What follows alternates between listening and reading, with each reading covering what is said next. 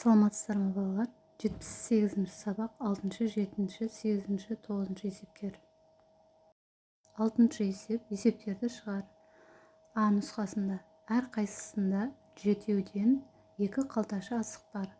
Қалташалардағы асықтар нешеу дейді. Бірінші қалташада 7 асық, екінші қалташада 7 асық бар. Барлығын табу керек. Шешуі 7 қосу 7 немесе 7 көбейтілген 2 деп шығаруға болады. Сонда 7 жердегі 2 14 болады. Жауабы 14 асық бар. Әде сайысқа 10 бала қатысты. Олар 5 топқа тең бөлініп тұрды.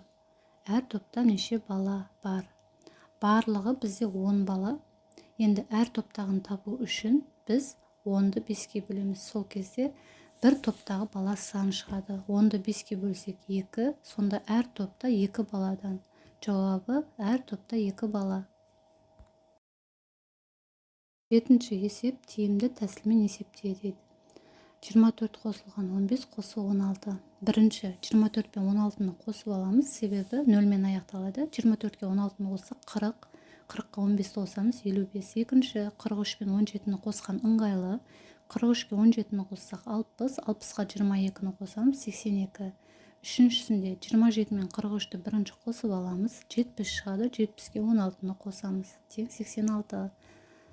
Төртіншісінде 36 мен 24-ті бірінші орындап аламыз, 60 шығады, 60-қа 33-ті қосамыз, 93 шығады.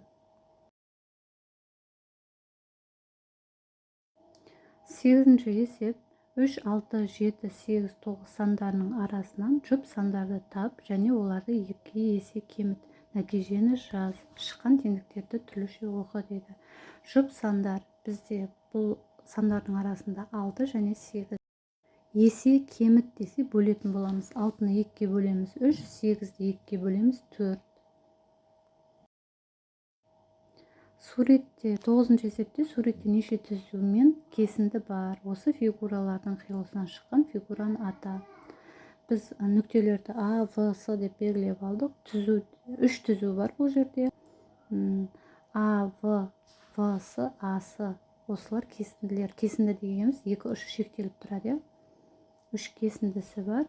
Пайда болған фигура үшбұрыш. А, В, С үшбұрышы.